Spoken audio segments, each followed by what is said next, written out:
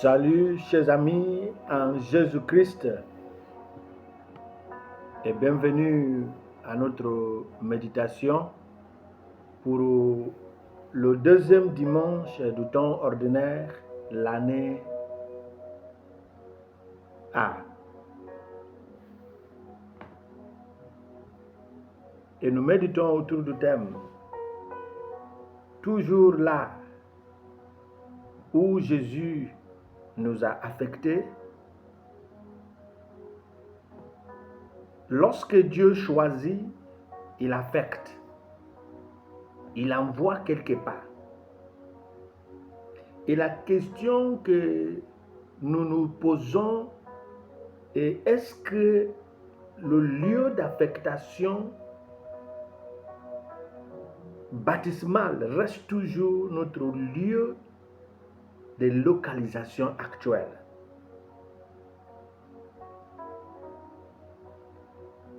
L'Église nous donne la prophétie d'Isaïe chapitre 49, verset 3, de verset 5 à 6. 1 Corinthiens chapitre 1, verset 1 à 3. Et l'Évangile selon Saint Jean chapitre 1, verset 29 à 34. Cette première partie du temps ordinaire, qui a commencé depuis lundi après le baptême du Seigneur, jusqu'au mardi qui précède le mercredi de Cendres qu'on appelle le Mardi Gras, notre accent est mis sur l'approfondissement du mystère de l'incarnation de Jésus. Et c'est pourquoi notre attitude intérieure pendant ce temps ordinaire est nécessaire et très importante. Et nous tissons cette attitude autour de la dimension théologale, de la vertu, des vertus théologales, de la foi, l'espérance et la charité. Ce sont les choses qui doivent nous animer au cours de cette période. La foi. Par cette foi, nous nous abandonnons à Dieu et à son action dans notre vie, comme l'a fait Jésus.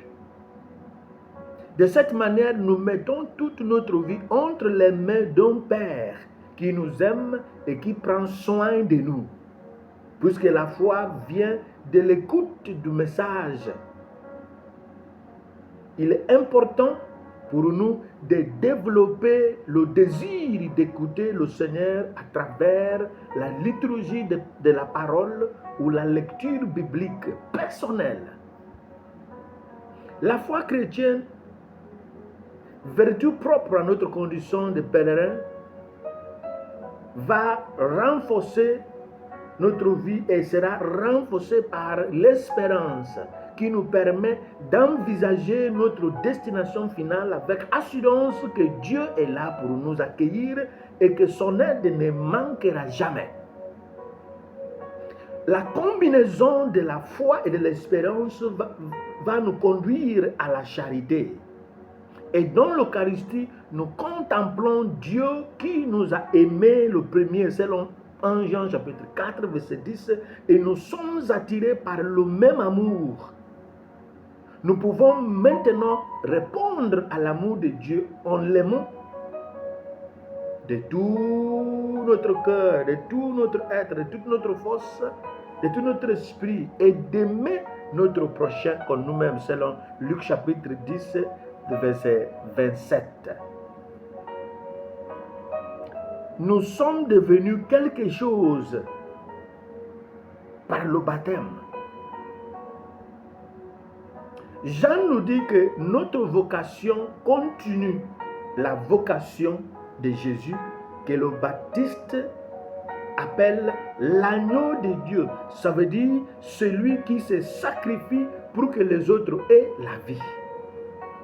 Guidé par la théologie du sacerdoce général de tous les baptisés, selon 1 Pierre chapitre 2, verset 9 à 10. L'Église prie toujours avant d'imposer l'huile du Saint-Crème à chaque baptisé lorsqu'elle dit « Dieu le Père de notre Seigneur Jésus-Christ vous a libéré du péché, vous a donné une nouvelle naissance par l'eau et l'Esprit Saint et vous a accueilli dans son sang peuple ou dans son peuple saint. Il vous imprègne maintenant avec le crème du salut.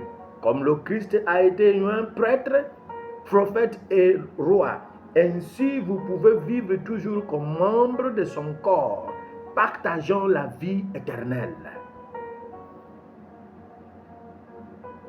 Par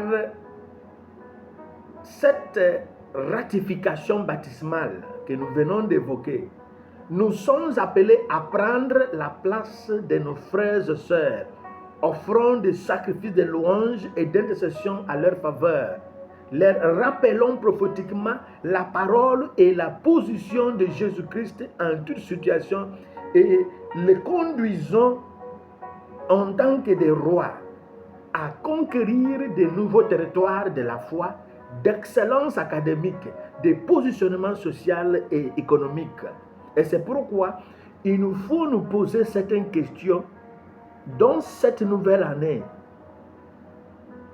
Priez-vous pour combien de personnes autour de vous ou dans votre famille? Combien de fois avez-vous parlé à quelqu'un de Jésus-Christ par l'acte, par la parole et par votre manière d'agir? Au contraire, à quelle distance avez-vous éloigné des gens du Christ par, si vous voulez, votre silence ou votre action? Est-ce que vous avez éloigné les gens du Christ? Combien de personnes qui ont réussi dans la vie peuvent attribuer leur succès ou leur réussite à vous en tant que leur menteur ou leur aide, leur assistant? Lorsque nous sommes appelés par le baptême, nous sommes envoyés pour un but. Et c'est quoi le but? Ésaïe nous dit, « Je te donnerai comme une lumière pour les nations afin que mon salut atteigne l'extrémité de la terre. » Comme Ésaïe a été choisi, Jésus par lequel nous sommes baptisés dans la Trinité nous a envoyés, nous a choisis pour sa mission de salut pour tous. Et comme son serviteur, nous ne cherchons ni la gloire personnelle, ni la puissance, car une fois que cette tendance à la gloire s'installe, nous sommes condamnés à rater notre cours. Si nous ne pouvons pas gagner de nouvelles âmes, l'Église nous encourage à ne pas causer la perte d'âmes non plus. Mais quand l'Église cesse d'être missionnaire, elle perd l'empreinte christologique, l'empreinte de Jésus. Parce que l'Église qui n'est pas missionnaire n'est pas Église de la Pentecôte. Puisque l'inactivité entraîne l'extinction, nous sommes fortement encouragés à rester aussi missionnaires que le Christ nous a donné le pouvoir. Et en tant que baptisés et envoyés, nous sommes des porteurs et porteuses de la lumière qui annonce Jésus. Comme dans le cas d'un séminariste, lorsque nous étions des séminaristes, nous sommes venus pour une manifestation. Je crois que c'est la première messe, la messe prémisse d'un prêtre. Et nous sommes arrivés en tant que spiritains et d'autres des autres congrégations parmi les diocésains. Il y avait un séminariste diocésain qui nous a dit d'enlever ce qui marque notre congrégation, nos habits, pour nous les spiritains, le cordon et la croix spirituelle. Il nous a dit d'enlever pour que nous marchions de manière uniformisée. Imaginez lorsque vous allez parler à un dominicain, d'enlever son habit pour qu'il s'habille comme toi. Il y a un problème. Donc lorsque le monde nous pousse à marcher de manière uniformisée, ça veut dire qu'il y a une perte d'essentiel.